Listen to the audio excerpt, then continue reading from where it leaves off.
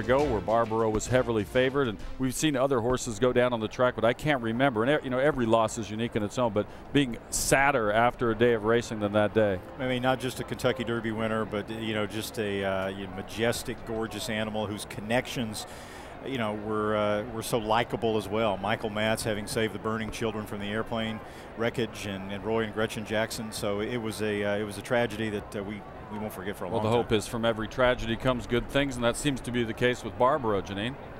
Kenny, that is definitely the case. You know, like you said, it's hard to believe it's been a year already since this industry was brought to its knees by his tragic injury at the Preakness. His subsequent death in January was undoubtedly one of this sport's saddest moments. But what no one could have predicted is that from this darkest hour, a few small efforts have turned into a wave of positive change and humanity within the industry.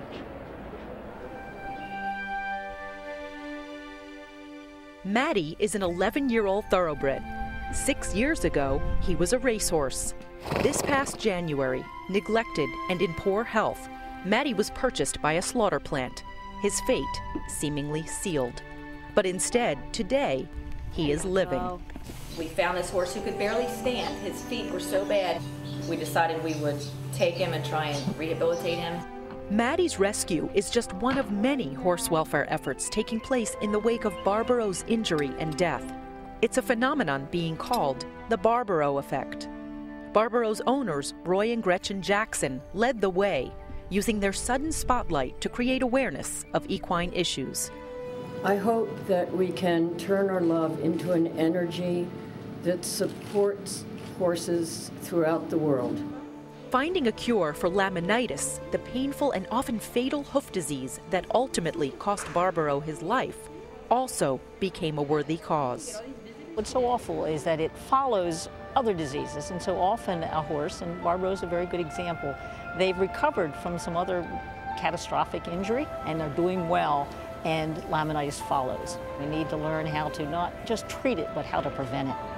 Donations to funds created in Barbaro's name now total over $2 million.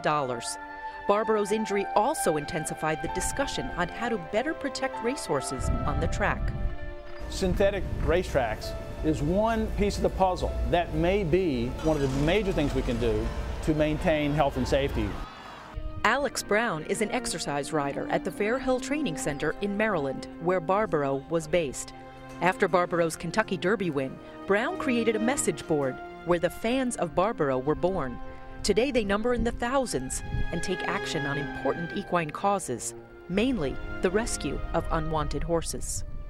I've never witnessed a phenomenon like this. These guys have raised, you know, over $250,000, and we're not even an official organization. I don't know where that happens anywhere else. We find comfort in being able to save these horses. We see Barbaro in all these horses that we're saving, and we just want to help them as much as we can. The word rescue is going to be a thing of the past.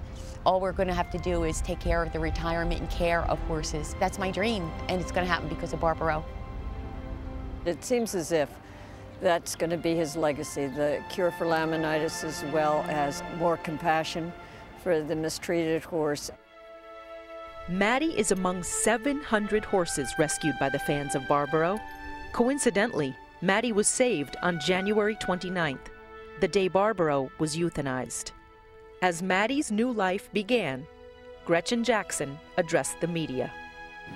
One fan of Barbaro said that she thought Barbaro's thoughts were, please finish these unfinished tasks of mine, and therefore I will comfort you.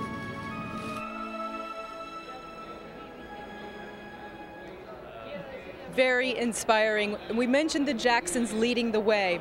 Not only have they donated $250,000 to the Belmont Child Care Association for the children of backstretch workers, but they also gave $3 million to the University of Pennsylvania to create a chair in the name of Barbaro's surgeon, Dr. Dean Richardson, for equine disease research. Kenny?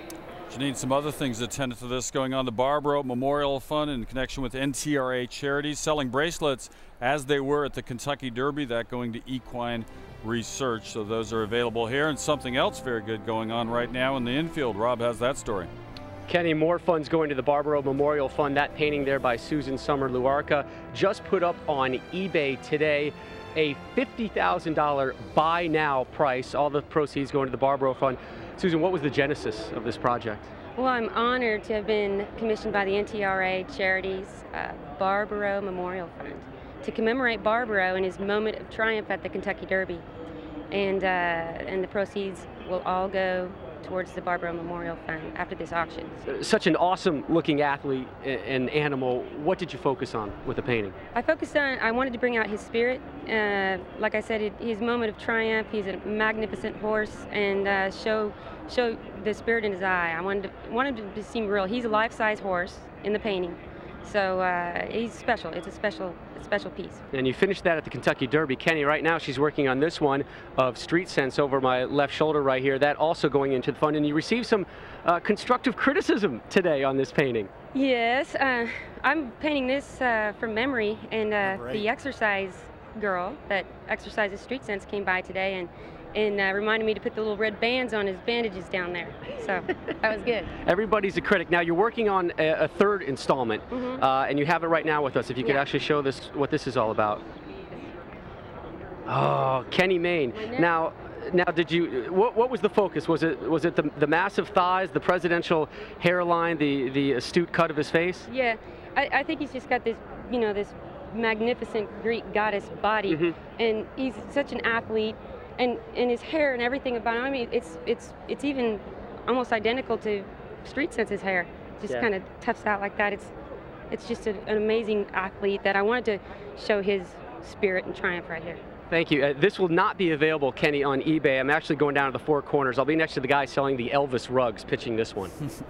I feel like part of my soul has been taken away from me. Are those pink dancing tights? She also has the wrong number. I'm actually playing Curlin the 4, but... Well, they also missed the big ankle as well. In honor, yeah, the ankle's not going so well. Well, to finish Barbaro, this race is named for Barbaro. Sir Barton, the first Triple Crown winner, formerly named for him. Now we'll honor Barbaro once more, and Mike Matz has a horse in the race, which we'll get to. But first, let's go way back in time. Well, at least in our lifetime.